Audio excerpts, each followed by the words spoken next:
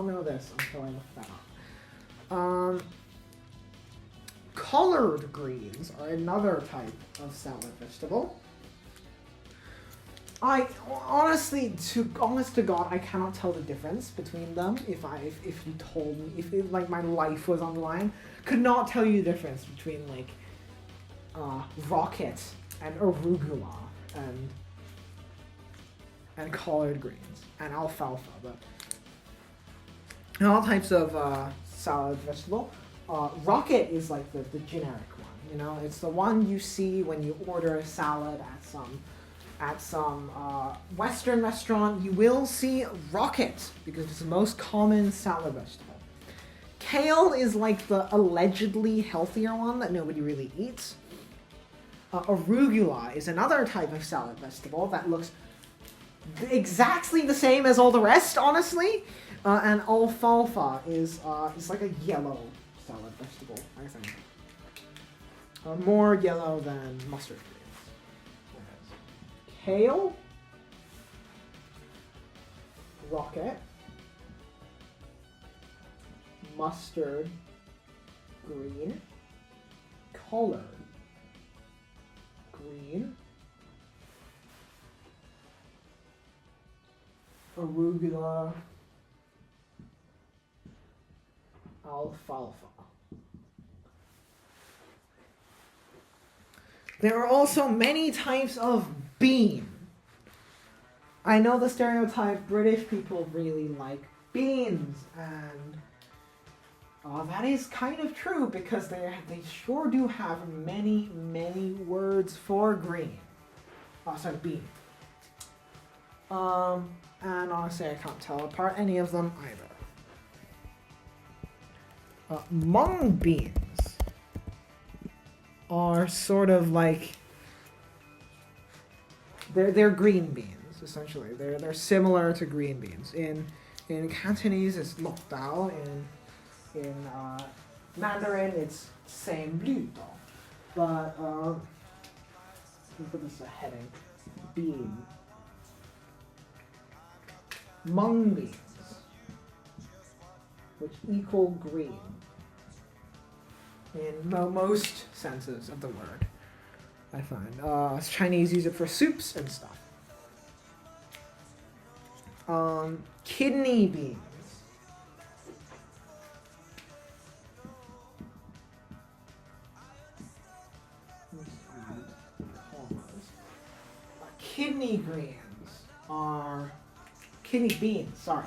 Kidney beans are purple beans that are sort of like soft inside, and they have a like a sort of mellow, earthy flavor. String beans.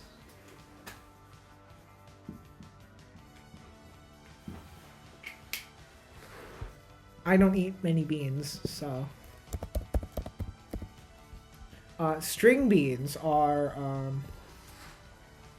also another use of the word, is also green bean. But I think this is mainly a Chinese derived word, and this is like a Western derived word. Green beans are like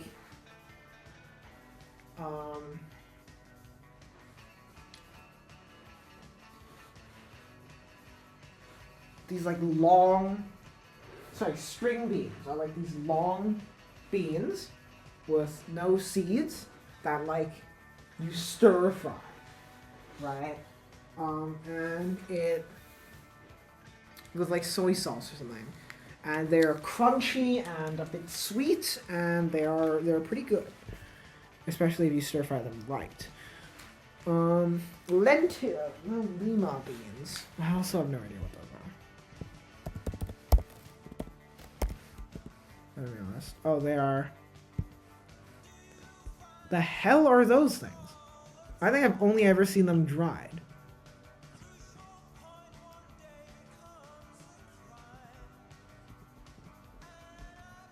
Oh yeah, no.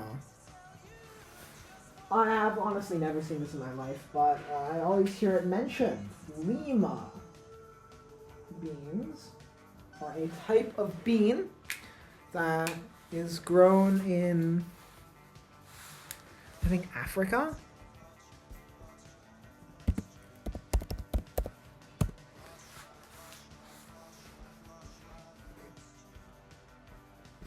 And they are the taste range from slightly creamy to mildly herby, apparently, which is cool, but I still won't be eating these. Lentils are like very, very, very small yellow beans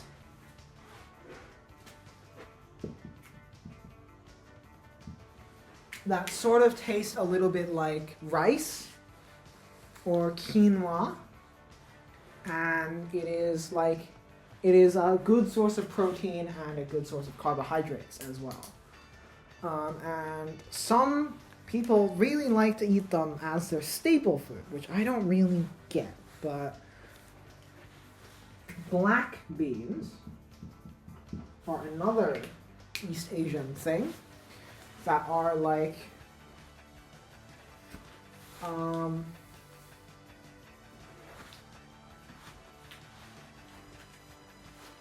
they're sort of like, I don't really know how to describe them. They have a black bean taste, let's say. They taste like black beans, and they look black, as you'd expect. And they taste, honestly, just like every other bean. Like, let's be real. There's really not that much difference between some of these. And chickpeas, which are like large, spherical, round beans that peas, I guess, since they look like peas, they're commonly deep fried and served as a cool snack. Parsnip is another root vegetable that is sort of like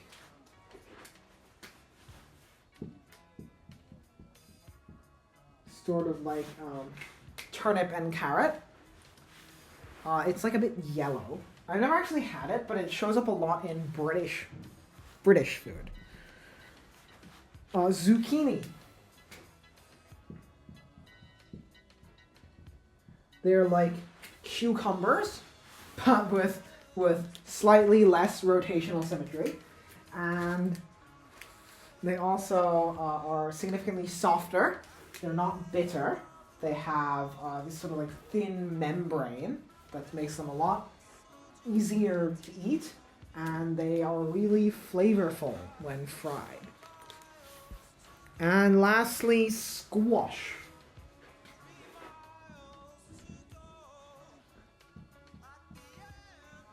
This one's actually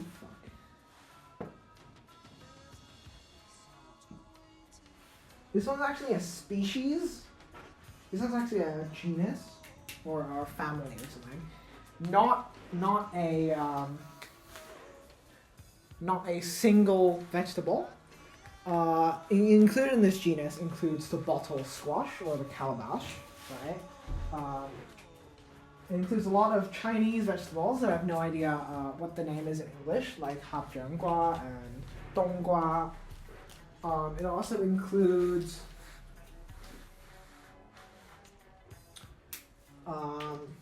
vegetables such as the butternut and the pumpkin.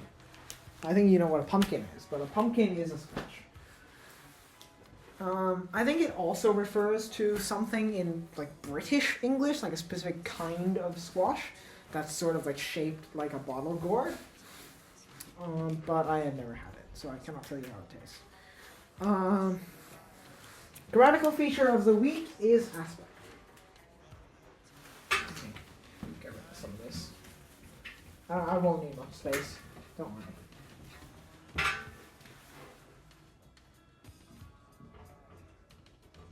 What is aspect? Aspect is a way to express, is a way to inflect a verb, right? So you know verb, objects of motion, that's not quite true. They are objects of, words of motion, but that's not quite true since they are more like verbs of doing, or verbs of being, or verbs of, or words of being, words of being, words of doing, words of going, things like that. You know, they're like actions, but not really. It's a bit broader than actions, but it'd be very confusing for me to explain it to you right now because I did not do any preparation on what verbs actually are. So let's move on to aspect. Aspect is a way of inflecting verbs. Now, if tense is a measurement of a verb's position on the timeline,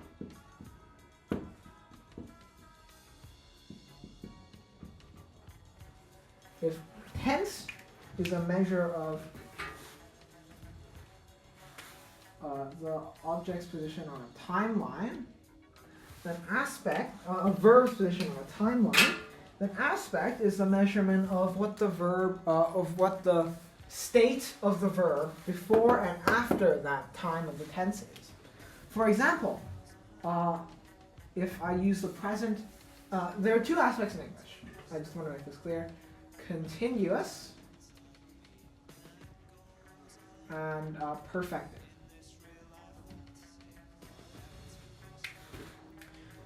Continuous,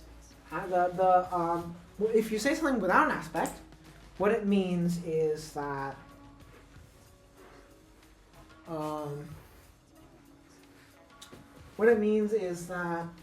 the action started here and it stopped here, right? Or maybe you don't know when the action started or stopped. But aspect, if you imbue something with a continuous aspect, for example, continuous present, it means this, right? It means you are continuing this action from the present to the future. For example, I run. Right? If I say I run, it means, you know, in traditional English at least, I run. But I just realized I need a third one here. Let's go. If I say I run, what does that mean? It means I'm currently running. But you might notice when I say I am currently running, I am not using the typical continuous. I'm not using the typical continuous, the typical structure of not having an aspect, and that is because in the present tense in modern English, the aspect, if I have no aspect ending, it becomes the habitual aspect. I run. I eat at 7:30 every morning. I wake up at 7:30 every morning. Versus I am waking up, which is technically the continuous aspect, but it's taken on more of a connotation of no aspect. But if you say I am waking, technically, this is what it means. Right? What does perfective mean? It means the action stopped at this point in time. It completed, or the action stopped at this point in time or some point before in time. For example,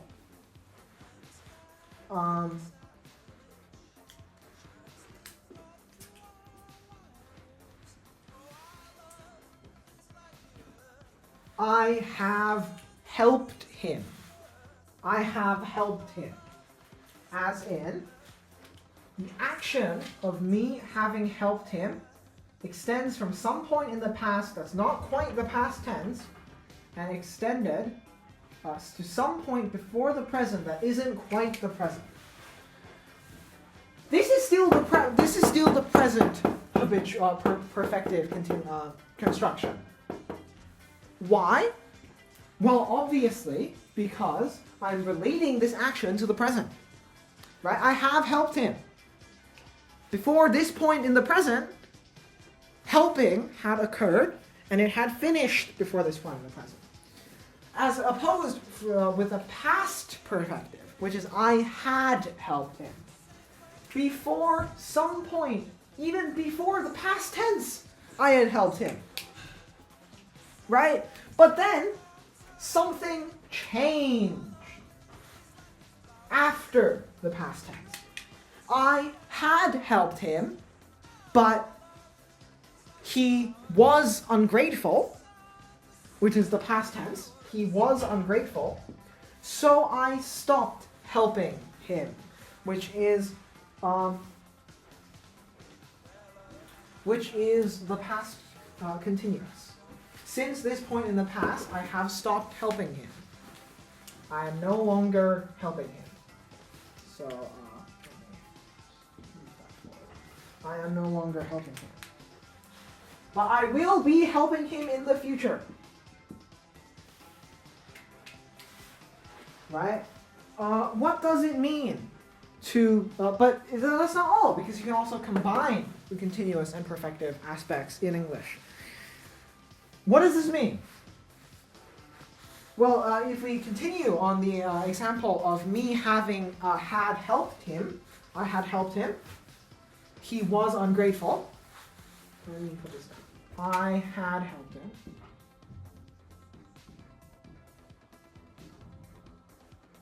He was ungrateful. So I stopped helping him. Have. So I have stopped helping him. But I will help him later. Be helping him later. Now, there is no such thing in English as the future tense. I will explain why next week, but there is no such thing in English as the future tense. So this is actually, this is a particle and should be disregarded. And this should be I am helping him later, if I keep this symbol. Now I am helping him later. Right? Which is functionally the same. And that's why, that's part of why the future tense doesn't actually exist in English. But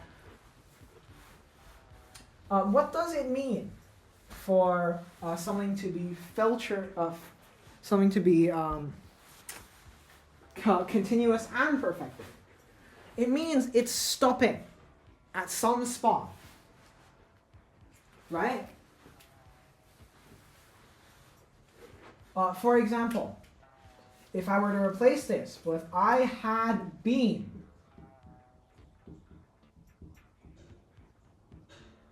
helping him. I had helped him is actually 1 point.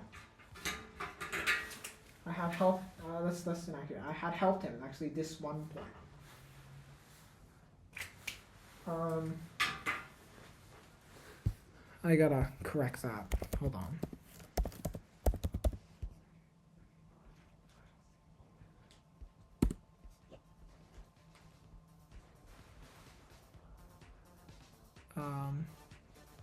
One second.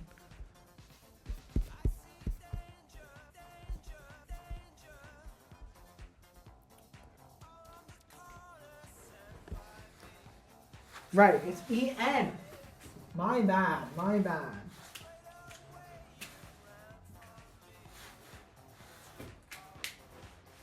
I had been helping him. This actually is the perfective. Is the continuous perfective. I had been helping him.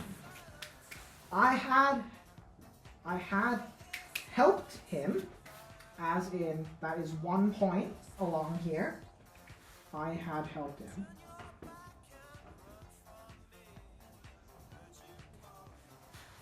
But he was ungrateful.